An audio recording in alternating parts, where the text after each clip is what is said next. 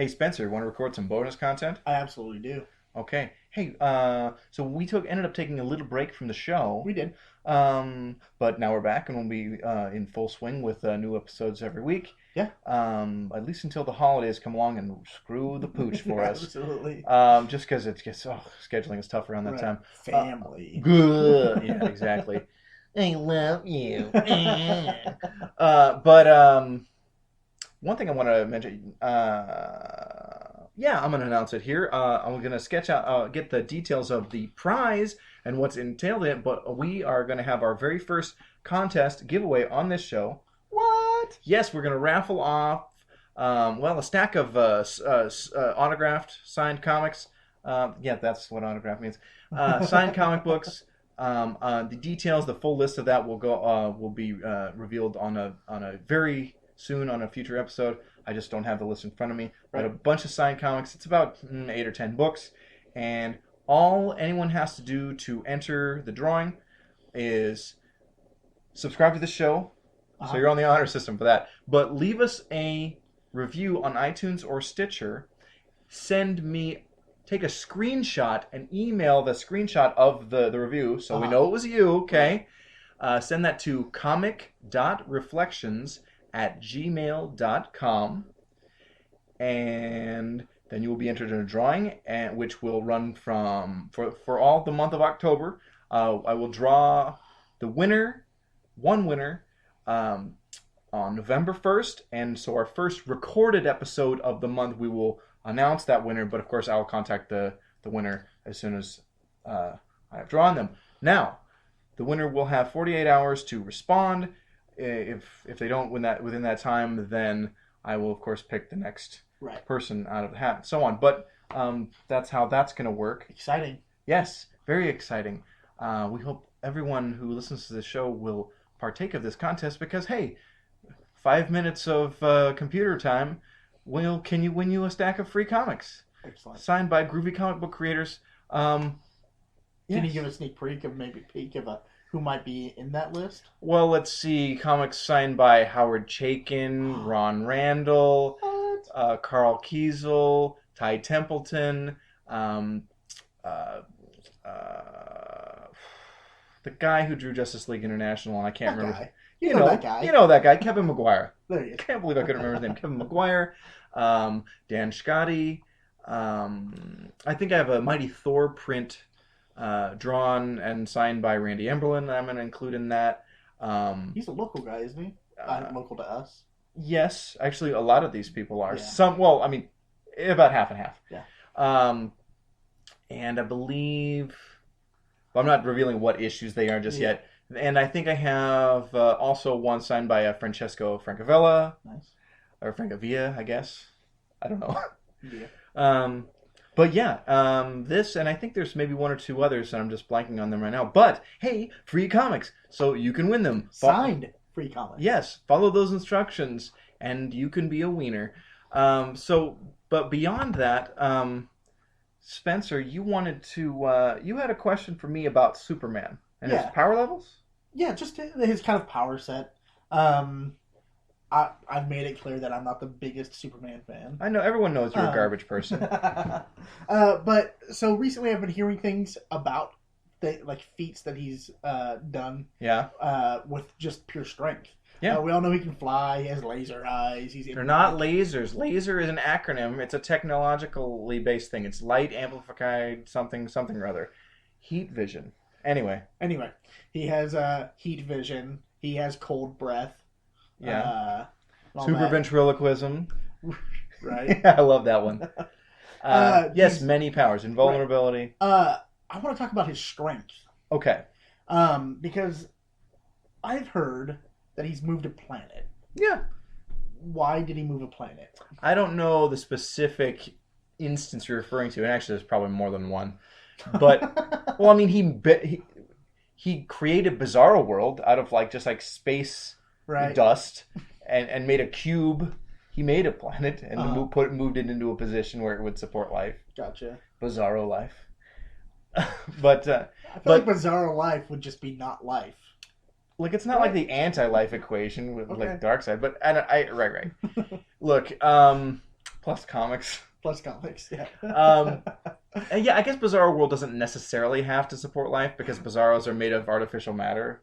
I think I made a plus comics comment during debate last night. Oh, 'Cause I don't want to go there. The presidential debate? Yeah. I think I'm actually going to watch the vice presidential debate. those are Because, always fun. well, those ones you're like, you don't get to hear them speak that much. Yeah. And, yeah, anyway. And Uncle Joe was super fun last year. Joe Biden, I love him. Good old Joe Biden.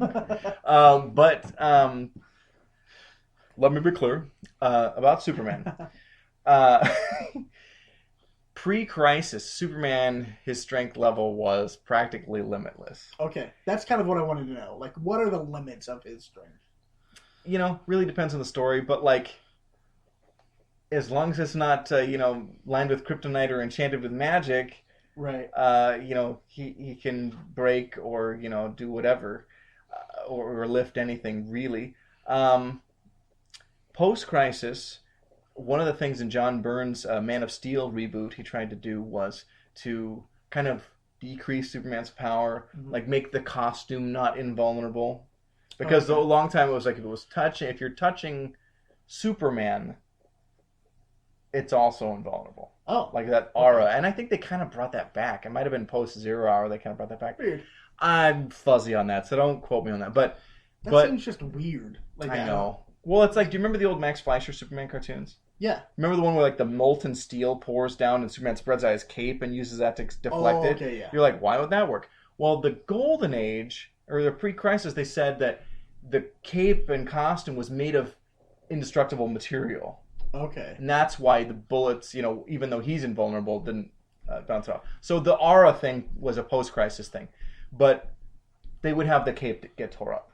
Because it wasn't directly touching, I guess. Gotcha. But like if, say, Superman was like holding Lois and then like a bomb blast went off, they'd both be fine. See. Okay.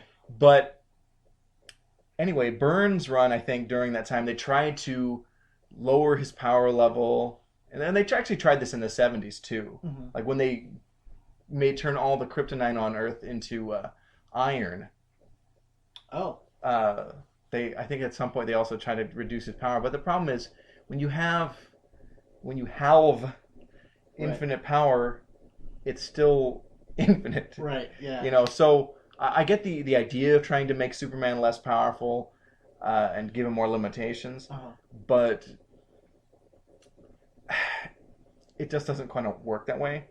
The way you get around him being so powerful in stories is have things be about why he does what he does and protecting people that he cares about who are interesting that are not unbreakable. Right. And I think there's a lot of great Superman stories. I think he's very unique in fiction, and there's a lot of things you can do with Superman that you can't do as well with other characters. Mm-hmm.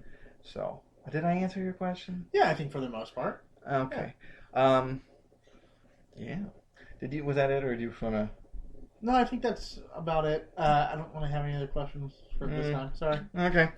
Well, hey, I had a fun time at Rose City Comic Con. Oh, yeah? Yeah. Was it good? Yeah, it was really good. Man, when I met Howard Chaykin, man, he was cool. Yeah. Oh, I met Paul Galassi also. Also have a comic signed by him that's going to be in the raffle. Nice.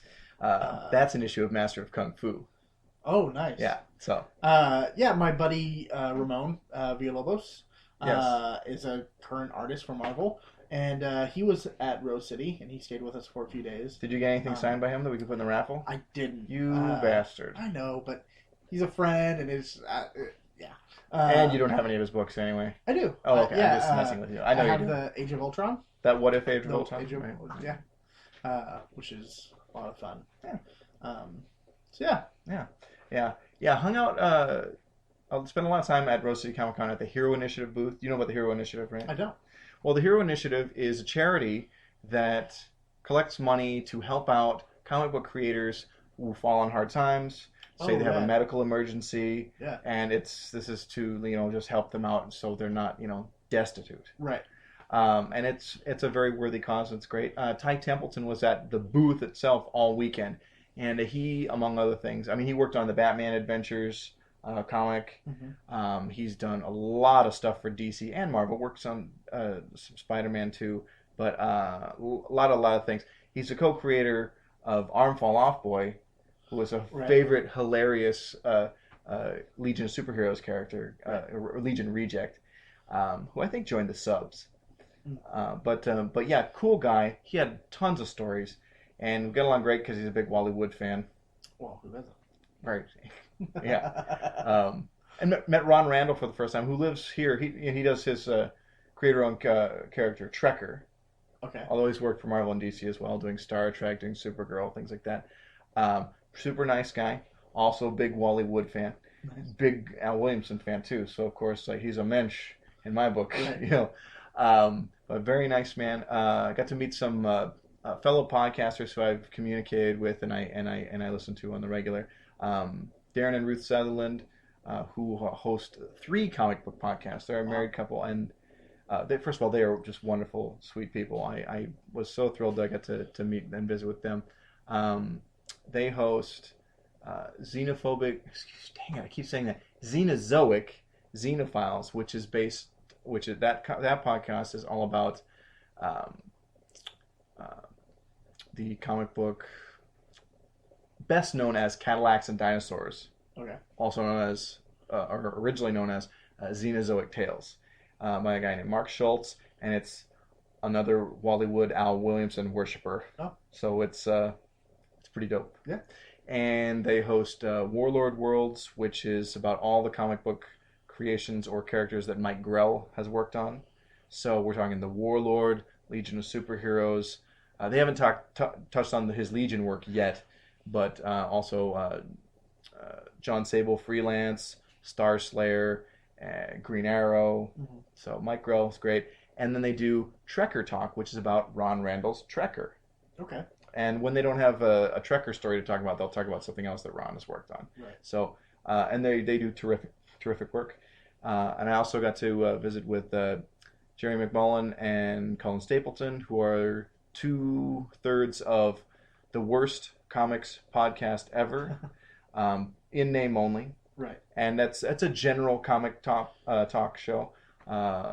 They do a lot of convention coverage. Oh, right. And so, good buddies of mine. I actually have a project coming up with Jerry, where he and I will, once a month, we're going to do one issue of the Marvel Saga series. It started in 1985 or 6 and ran for 25 issues. It was done for Marvel's 25th anniversary. Uh-huh.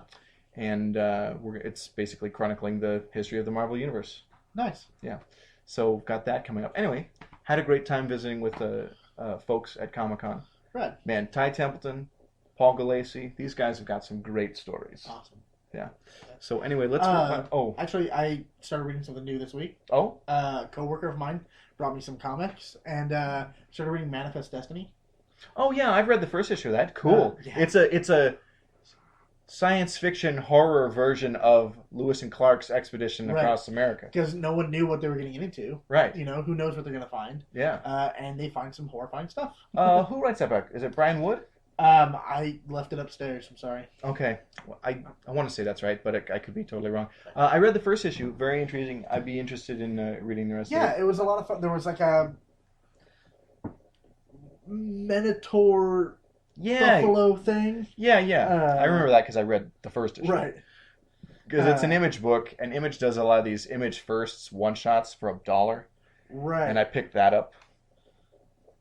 Yeah. Sorry, I'm looking up the creators. The creators, yeah. Yeah. For any new listeners, these bonus episodes are really rough and unedited. Yeah, they're just kind of off the cuff, and we're going to keep this pretty short. But yeah, here we come. Image. It is by Chris Dinges, Matthew Roberts, and Owen Gianni. Okay, I don't know any of those guys, but anyway, it seemed like a cool book, so whatever. Yeah, they are really fun. There's a lot. The art in them is. I like the art. It's different than your standard comic book art. I think it's not so. It's really beautiful stuff. It wouldn't be what you'd want to see in a superhero book. Exactly. Yeah, you're but right. I think it's a really good looking stuff. It looks. It kind of reminds me of what was the guy who was the first artist on The Walking Dead? that guy. You know Yeah. that guy. Yeah. That guy. I stopped reading that book, and so it doesn't even I've filed that information in the toilet of my mind Right. because I just don't care anymore. Yeah. But yeah, that guy. It kind of reminded me of that guy. And you're right. It does. Yeah. Yeah. So anyway, let's wrap up this. All right. I'm done. You Yeah, done? I'm done. That's our bonus content for the week.